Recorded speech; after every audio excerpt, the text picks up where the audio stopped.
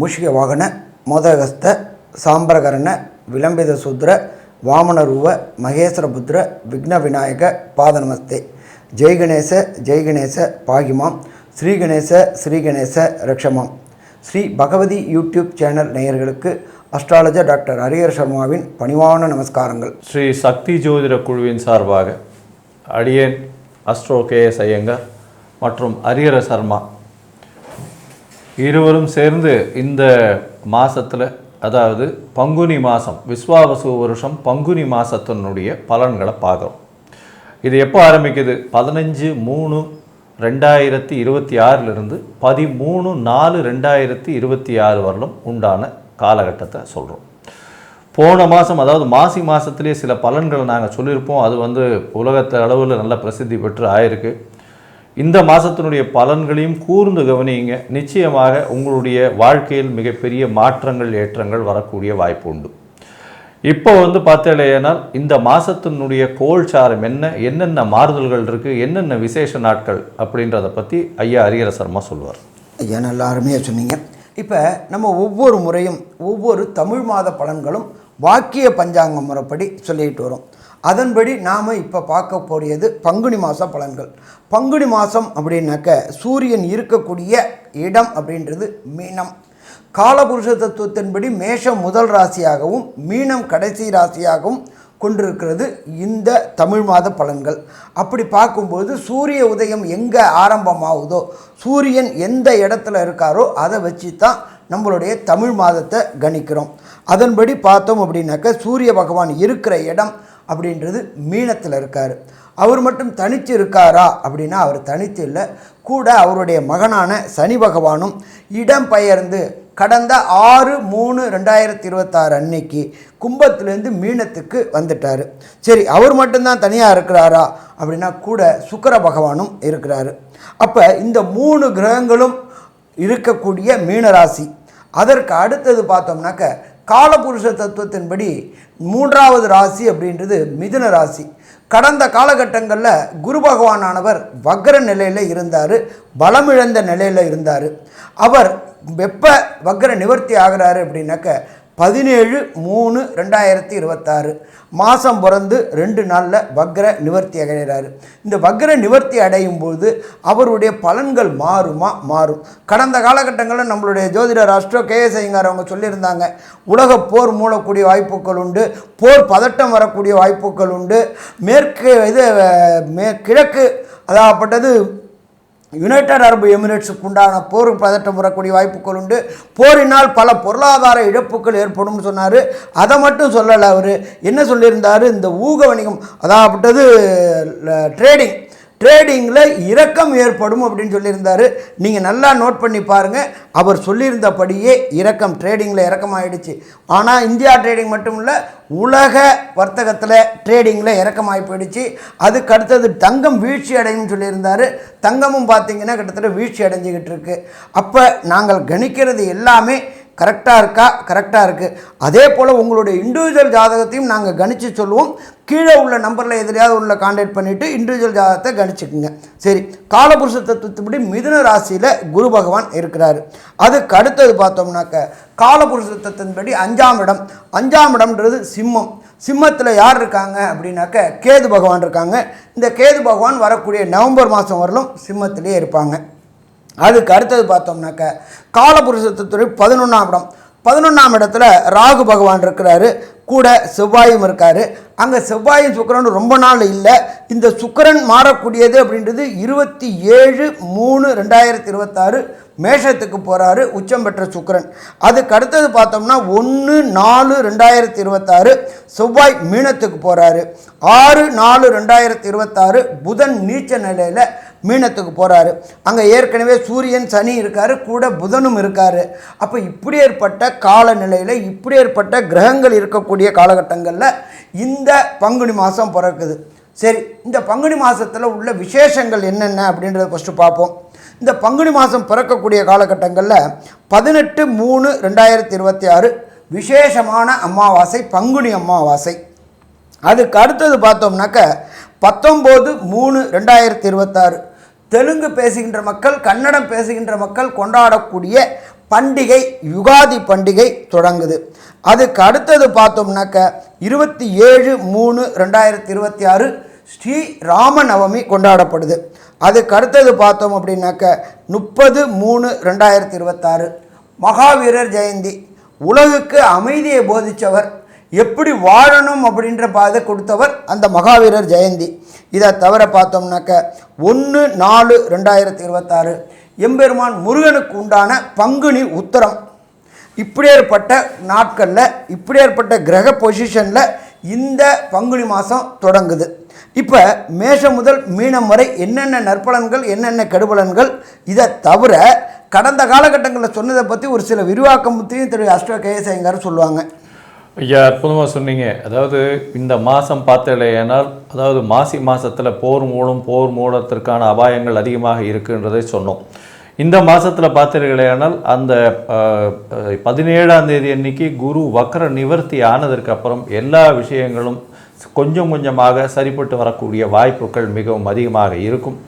என்னதான் சூரியனும் சனியும் 12ஆம் வீடுன்னு சொல்லக்கூடிய காலபுருஷ தத்துவத்தின் 12ஆம் வீடுன்னு சொல்லக்கூடிய மீனத்தில் இருக்கிறது, விசேஷம் இல்லை. சூரியனுக்கு மிகவும் ரொம்ப ஸ்ட்ராங்காக இருக்கும். சனியை பொறுத்தவரையிலும் இந்த இம்போர்ட் எக்ஸ்போர்ட் பிஸ்னஸ் ரொம்ப அடிபடக்கூடிய வாய்ப்புகள் மிகவும் அதிகமாக இருக்குது. இந்த காலகட்டத்தில் ரொம்பவும் ஜாகிரதையாக எக்ஸ்போர்ட் பண்ணுறவங்க அவங்களெல்லாம் ரொம்ப ஜாகிரதையாக இருக்கிறது, ரொம்பவும் பொறுமையாக இருக்கிறது நல்லது. பொருளாதாரம் சற்று மெதுவாக எந்திரிக்கக்கூடிய வாய்ப்புகள் நிச்சயமாக தெரியும்.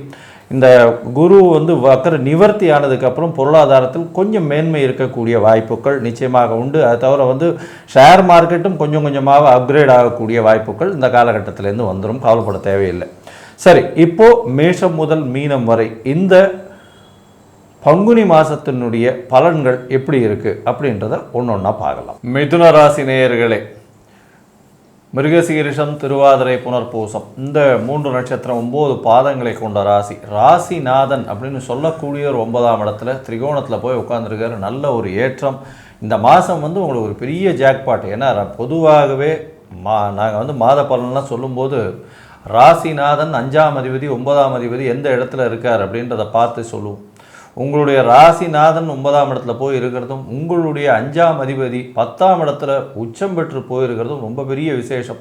எடுத்த காரியங்கள் எல்லாமே நிறைவேறக்கூடிய காலகட்டம். ஏன்னா சுக்கிரன் உச்சம் பெற்று போயிருக்கார். குழந்தைகள் மூலம் பெருமை வரக்கூடிய காலகட்டமாக இருக்கும். இந்த மாதத்தில் பார்த்தீங்களேனால் தீர்க்கமான முடிவுகள் எல்லாமே எடுக்கக்கூடிய காலகட்டமாக இருக்கும். ஏன்னா குரு உங்களுடைய ராசியிலேயே இருக்கார். வக்ர நிவர்த்தியும் ஆயிடுறது 17ஆம் தேதி மாதம் 15/3/2026 பிறகுறது 17ஆம் தேதி அன்றைக்கே வக்ர நிவர்த்தி ஆகுது. அதனால் எடுத்த காரியங்கள் தீர்க்கமான சிந்தனையோடு எடுத்துக்கக்கூடிய வாய்ப்புகள் உண்டு. ஏன்னா உங்களுடைய ராசிநாதனையும் குரு பார்க்குறார். புதன் 9ஆம் இடத்துல இருக்கிறதும், ராகு செவ்வாயோடு சேர்ந்து இருக்கிறதும் பெரிய ஏற்றத்தை கொடுக்கக்கூடிய காலகட்டம். இந்த காலகட்டத்தில் பார்த்தலையானால் எடுத்த காரியங்கள் நிச்சயமாக நிறைவேறும். 10ஆம் இடத்துல சுக்கிரன் உச்சம் பெற்று போயிருக்கிறதுனால தொழிலில் பெரிய ஏற்றம் இருக்கக்கூடிய வாய்ப்புகள் நிச்சயமாக உண்டு. உங்களுடைய ராசிக்கு பார்த்தோன்னா புதிய வேலை வரும், வேலையில் மாறுதல்கள் வரும், ஏற்றங்கள் வரும், லாபங்கள் வரக்கூடிய வாய்ப்புகள் நிச்சயமாக உண்டு. ஏன்னா 11ஆம் அதிபதினு சொல்லக்கூடிய செவ்வாய் 11க்கு 11 இருக்கக்கூடிய 9ஆம் இடத்துல போய் இருக்கிறதுனால தந்தையின் மூலியமாக சொத்துக்கள் வரக்கூடிய வாய்ப்புகள் இந்த காலகட்டத்தில் உண்டு. ராகுவும் 9ஆம் இடத்துல இருக்கிறதுனால தந்தை மூலியமாக திடீர் ஜாக்பாட் வரக்கூடிய வாய்ப்புகள், அது யோசிச்சிருக்கவே மாட்டீங்க. அந்த மாதிரியான ஒரு பெரிய மாறுதல்கள் கிடைக்கக்கூடிய வாய்ப்புகள் நிச்சயமாக இருக்கும். இந்த மாதத்தில் பொதுவாகவே மாத கிரகங்கள்னு சொல்லக்கூடிய சூரியன், செவ்வாய், புதன் மற்றும் சுக்கிரனுடைய மாற்றங்கள் வச்சு தான் மாத கிரகங்களை பற்றி சொல்லுவோம். சூரியன் 10ஆம் இடத்துல போய் சூரியன் இருக்கிறது திக்பலத்தை கொடுக்கும். அதனால் எழுத்து பணியில் இருக்கிறவங்களுக்கு பெரிய ஏற்றத்தை கொடுக்கக்கூடிய காலகட்டமாக அமைய போகிறது. அதோடு பார்த்தீங்களா, ஏன்னால் சார்ட்டர்ட் அக்கௌண்டன்ஸு, அட்மினிஸ்ட்ரேஷனில் ஹெச்ஆராக இருக்கிறவங்களுக்கெல்லாம் பெரிய ஏற்றம் இருக்கக்கூடிய வாய்ப்புகள் உண்டு. இந்த சார்ட்டர்ட் அக்கௌண்டன்ஸு, பேங்கிங் அக்கௌண்ட்ஸில் இருக்கிறவங்களுக்கு பெரிய ஏற்றம் இருக்கக்கூடிய வாய்ப்புகள் இந்த காலகட்டத்தில் பெரிய ஏற்றமாக இருக்கக்கூடிய வாய்ப்புகள் உண்டு. இந்த மாதத்தில் பார்க்கும்பொழுது 10ஆம் இடத்துல சூரியன், சனி மற்றும் உங்களுக்கு சுக்கிரன் 5-12 அதிபதி, அவர் போய் 10ஆம் இடத்துல உச்சம் பெற்று போயிருக்கிறது பெரிய ஏற்றம். ஏன்னா இந்த மாதத்தில் 27/3/2026 அன்றைக்கி உங்களுடைய ராசிக்கு 11ஆம் இடத்துல சுக்கிரன் போகிறார். 12க்கு 12ஆம் இடம்னு சொல்லக்கூடிய இடம். அதனால் பார்த்தீங்கன்னா உங்களுக்கு கண்டிப்பாக பண வரவு மிகவும் அதிகமாக இருக்கும், செலவுகள் மிகவும் கம்மியாக இருக்கக்கூடிய வாய்ப்புகள் இந்த காலகட்டத்தில் அமையும். அதோடு பார்த்தோம்னா குழந்தை பிராப்தி ஏற்படக்கூடிய பாக்கியங்கள் இந்த மாதத்தில் நிச்சயமாக உண்டு. ஏன்னா உங்களுடைய ராசிக்கு 5ஆம் அதிபதி உச்சம் பெற்று இருக்கிறதும் பெரிய விசேஷம். அதை தவிர பார்த்தாலேயானால் குருவினுடைய பார்வை 5ஆம் இடத்துல உழறதன் மூலியமாக, குரு வந்து புத்திர காரகன்னு சொல்லக்கூடியவர், அதனால் அவருடைய பார்வை உழறதுனால நல்ல ஒரு ஏற்றம் இருக்கக்கூடிய காலகட்டமாக இந்த மாதம் அமைய போகிறது. மொத்தத்தில் பார்த்தாலேயானால் இந்த புதன் வந்து 9ஆம் இடத்துல இருக்கிறது பெரிய விசேஷம். இந்த காலகட்டத்தில் வந்து உங்களுடைய, அதாவது மிதுன ராசிக்காரர்களுக்கு செவ்வாயினுடைய மாற்றமும் புதனுடைய மாற்றம் 10ஆம் இடத்துக்கு போகிறது எந்த மாதிரியான மாற்றங்களை கொடுக்கும் அப்படின்றத ஐயா கிட்ட கேட்போம். ஐயா நல்லா அருமையாக சொன்னீங்க. குரு ராசியில் இருக்கார். குருவுக்கு இடம் கொடுத்த புத பகவான் குருவோடைய வீட்டில் நீச்சம் அடைஞ்சிருக்கிறார். இது கிட்டத்தட்ட ஜோதிட சாஸ்திரத்தில் சொல்கிறது பரிவர்த்தனை யோகம் அப்படின்னு சொல்லுவோம். அப்போ பரிவர்த்தனை யோகம் அப்படின்ற பொறுத்தளவுக்கு ராசியில் புதன் ஆட்சி பெற்றதாகவும் குரு ஆட்சி பெற்றதாகவும் சமம். அப்போ நீண்ட நாட்களாக மிதுன ராசியை சேர்ந்த அன்பர்கள் தொழிலில் முடக்கம் சுணக்கம் இருந்துச்சு, உத்தியோகத்தில் பதவி உயர்வு பணவரவு கிடைக்காம இருந்துச்சு, உங்களுடைய செயல்பாடுகளுக்கு உங்களுடைய நீண்ட நாட்களாக எதிர்பார்த்த பதவி உயர்வு பணவரவு கிடைக்கக்கூடிய வாய்ப்புகள் உண்டா? வாய்ப்புகள் உண்டு. ஏற்கனவே 10ஆம் இடத்துல சூரிய பகவானும் சனி பகவானும் இருக்கிறாங்க. கூட அங்கே போய் நீச்சம் அடைஞ்ச புதனும் சேர்றாரு, செவ்வாயும் சேர்றாரா? செவ்வாயும் சேர்றாரு. அப்போ 4 கிரகங்கள் அங்கே போகும்பொழுது அந்த 10ஆம் இடம் வலுப்பெறுது. தொழில்கள் செய்யக்கூடியவங்க, அதாவது பிஸ்னஸ் செய்யக்கூடிய அன்பர்கள், மிதுன ராசியை சேர்ந்த அன்பர்கள் வெளியூர் வெளிமாநிலம் வெளிநாடுகளில் போய் தொழில் தொடங்கக்கூடிய ஏற்றமான காலகட்டம் இது. தொழிலில் போட்ட முதல் பன்மடங்கு பெருகக்கூடிய வாய்ப்புகள் உண்டு. நீங்கள் செய்யக்கூடிய தொழிலில் இன்டீரியர் டெக்கரேஷன் பண்ணக்கூடியது, ஃப்ரான்ச்சைசி விளக்க இது பண்ணக்கூடியது, எஸ்டாப்ளிஷ் பண்ணக்கூடியது, வெளியூர் வெளிமாநிலம் வெளிநாட்டில் தொழில் தொடங்கக்கூடிய மாதம் இந்த மாதம். அதே போல் இந்த சார்ட்டர்ட் அக்கௌண்டன்ட், காஸ்ட் அக்கௌண்டன்ட் படிக்கக்கூடியவங்க, ஜோதிட சாஸ்திரம் படிக்கக்கூடியவங்க, கணித சாஸ்திரம் படிக்கக்கூடியவங்க, கணித ஆசிரியர்கள் எல்லாருக்குமே இந்த காலகட்டங்களில் பதவி உயர்வு பணவரவு கிடைக்கக்கூடிய வாய்ப்புகள் உண்டு, பரிவர்த்தனை யோகம் பெற்றிருக்கிறதுனால. அடுத்தது பார்த்தோம் அப்படின்னாக்க செவ்வாய் பகவான். செவ்வாய் 9ல் இருந்துட்டு 10க்கு போகிறாரு. 9 அப்படின்றது புகழுக்கு உண்டான ஸ்தானம். நீண்ட நாட்களாக கிடைக்க வேண்டிய புகழ் கிடைக்கக்கூடிய வாய்ப்புகள் உண்டு.